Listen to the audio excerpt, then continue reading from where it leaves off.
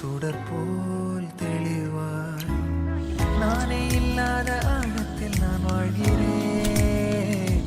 கண்ணாடியாய் பிறந்தே காண்கின்ற எல்லாமும் நான் ஆகிறேன்.